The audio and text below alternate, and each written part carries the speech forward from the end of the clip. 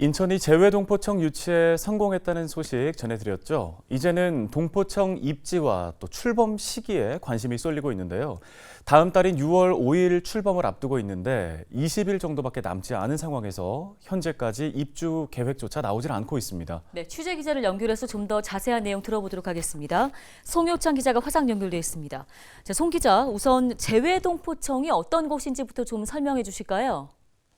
네, 우선 재외동포청이 왜 생겨나게 됐는지부터 알아야 할 것 같은데요. 지난 1997년 외교부 산하에서 재외동포재단이 발족했습니다. 그런데 동포지원 사업 집행기관이다 보니 정책 수립이나 정부의 동포 관련 사업을 통합적으로 운영하기에는 태생적인 한계가 있었습니다. 특히 영사나 법무, 병역, 교육과 세금 등과 관련한 이와 같은 업무들이 동포들 각 부처를 일일이 방문해야 해결할 수 있는 이런 불편함까지 있었는데요. 동포사회의 높아진 기대와 변화를 적극적으로 대응하기 위해서 동포청 설립이 간절했습니다. 이런 상황에서 지난 2월 관련 법안이 통과돼서 외교부 외청으로 신설이 확정됐고 다음 달 5일 출범을 앞두고 있습니다.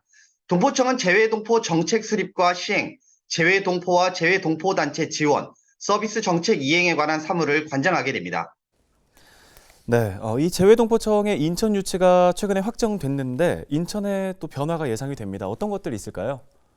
네, 우선 인천시는 다음 달 5일 개청 예정인 재외동포청이 차질 없이 출범하고 안정적으로 업무를 개시할 수 있도록 적극 지원하겠다고 밝혔는데요. 특히 홍콩과 싱가포르 같이 세계 화상 네트워크를 통해 글로벌 도시로 성장한 것처럼 인천시도 앞으로 재외동포들의 구심점 역할을 하겠다는 기대감까지 내비치고 있습니다. 말 그대로 재외동포 비즈니스 허브로 조성하겠다는 것인데요. 아울러 가칭 웰컴 센터를 만들어 750만 재외동포들에게 인천 시민에 준하는 주거와 의료, 문화 등 각종 혜택을 부여하는 방안도 추진하기로 했습니다. 인천에서는 이미 아메리칸 타운과 유러피언 타운 등 대규모 주택과 상가를 조성해 재외동포들에게 입주 혜택을 부여하기도 했는데요. 인천국제공항이 자리한 영종도에는 100만 평 규모의 해양 관광 휴양단지인 한상드림 아일랜드도 추진되고 있습니다. 예, 그렇다면 현재 재외동포청 입주 계획 좀 나온 게 있습니까? 네, 외교부는 최근 인천시와 함께 청사 사무공간에 대한 입지 조건 등을 보기 위해 현장 실사를 진행했는데요. 물망에 올라있던 곳은 송도와 청라, 영종 등 세 곳입니다. 외교부는 이 중 송도와 청라만 실사를 진행했는데요. 청라의 경우 서울과의 접근성 등 직원들의 출퇴근 문제를 고려해 진행됐습니다. 하지만 재외동포청 직원이 아닌 재외동포 입장을 우선해야 한다는 측면에서 결국 입지 후보지에서 제외됐습니다. 그럼 남은 곳은 송도 한 곳인데요. 현재 인천시는 재외동포청을 송도 신도시 내에 입주시킬 계획입니다. 그럼 송도 내에서 어디로 갈 것인가 하는 결정이 남아 있는데요. 송도에서 거론됐던 곳은 미추홀 타워와 글로벌 캠퍼스, 부영 송도 타워 등 세 곳입니다.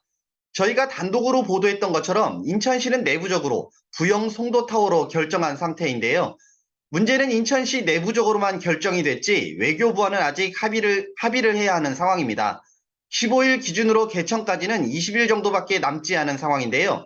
어디로 들어가야 되는지 사무공간 조성과 또 리모델링 등 해야 할 일들이 많은데 현재까지 진행 중인 것은 없습니다. 다음 달 5일 개청을 해야 하는 만큼 발빠른 결정과 실행이 필요한 시점입니다. 네, 알겠습니다. 여기까지 듣겠습니다. 보도국 송효창 기자였습니다.